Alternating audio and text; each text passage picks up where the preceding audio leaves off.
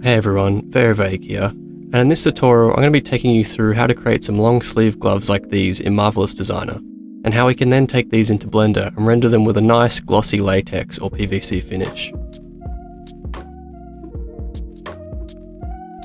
So we're going to start off by importing our avatar, which if you want to use the one I'm using, I'll have it for free available along with all the other assets we're going to use in this video on my Gumroad, which I'll link in the description below.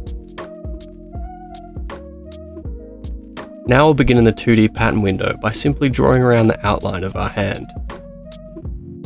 We can leave a small gap between our outline and the hand, just so we have a little wiggle room once we simulate. Then once we've finished this, we can position this pattern in the 3D viewport. Now that we have the top side of our glove, we're going to want to create the underside, but instead of just copying and pasting this pattern, I'm going to create an instance pattern instead. This will mean that whatever changes we make to one pattern, it will update the other one automatically, which will save us a lot of time when it comes to tweaking and adjusting the fit later on. So once we've got these in place in the viewport, we'll make sure our particle distance is set to 5 before we set up the stitching. To begin the stitching, we'll select the free sewing tool and then go around the outside perimeter of our first pattern. We'll then click to finish this seam before going on to do the same thing to our second side. We'll then click again to finish, and now we can go ahead and simulate. Now as you can see, that's given me a pretty decent result, apart from this one finger here. So to correct that, I'm going to just grab the part where it intersects and then pull on it until it goes over the tip of the finger, like so. And while we're at it, I'm also going to adjust the rest of these fingers by pulling them up so all the fingertips are fitting nice and tight.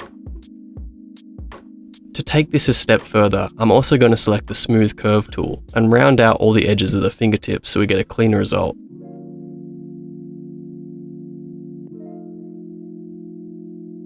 Next, we'll want to edit our gloves material, so I'm going to go ahead and rename this Gloves, and then set the physical property settings to Silk Charmeuse, so that the fabric will behave more similarly to latex. I'm then just going to give this some temporary colour so we can see what we're doing a bit clearer. So for my gloves, I want them to be longer and cover most of the arm, so using the Edit Pattern tool, I'm going to go in and select the top edge of our pattern and extend this up to the elbow and adjust. Then I'm going to use the Add Points tool to create a new segment for the upper arm, which I'll then drag upwards accordingly. Now that we've got the basic shape of our glove, I'm pretty happy with it, but I want to make it a tiny bit looser fitting just so it'll give us some nice crinkles and folds when we simulate the animation. To do this, I just once again use the Edit Pattern tool to drag out some of the segments to make them a bit wider and looser, and then continue playing around with this and smoothing it until I was happy with it.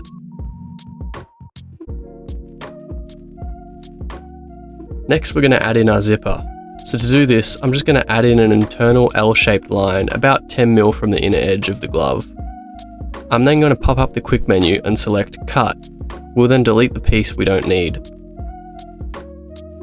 Now, selecting the zipper tool, I'm going to left click on the top point of the first side of my glove before drawing down and then double clicking the bottom point to complete the first edge. We will now repeat this on the corresponding side and the zipper will be created. We can then edit the zipper details by going into our right hand panel and changing settings such as the width and thickness. We can also change the profile of the zip itself by selecting on it and then adjusting the properties under the Shape tab.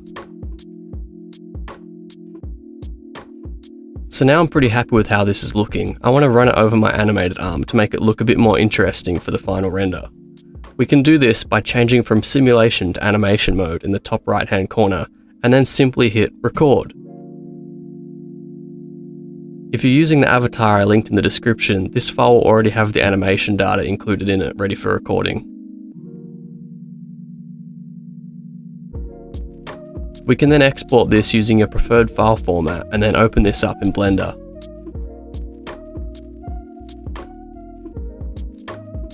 So the first thing you might notice when we change into Blender and open up the rendered mode is that our object shows up as all black.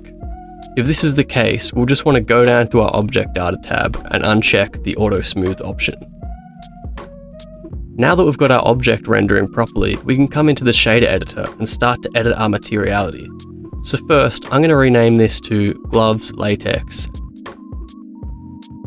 And then I'm just going to adjust the specular value all the way up to 1 so that our gloves are nice and reflective. Similarly, I'm then going to bring the roughness slider all the way down, which will make our reflections much crisper and give us a nice glossy finish. Next, I'm going to add in some scratches and imperfections to my latex to give it a more realistic look. So to do this, I'm going to add in a new principled BSDF shader that I'm just going to leave as white for the time being. Then I'll add a mix shader and plug in both my principled BSDF shaders like so. I'm then going to add in an image texture of my scratches and then plug this into the factor of the mix shader. We're then going to want to give this some mapping so we can control how the size and scale of the scratches texture is displayed on our glove. So let's go ahead and first add in a mapping node, followed by a texture coordinate node, and plug them in like so. We can now change the values on the mapping node till we're happy with how it's looking in our render.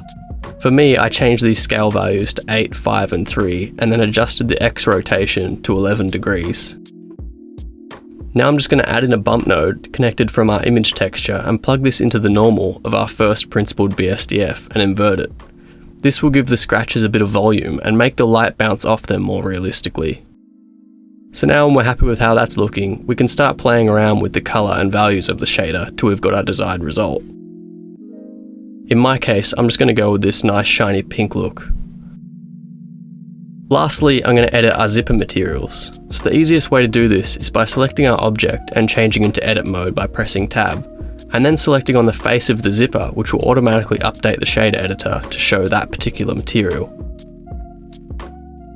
I'll then create a new image texture of the metallic map I provided in the download, and plug this into the metallic node like so.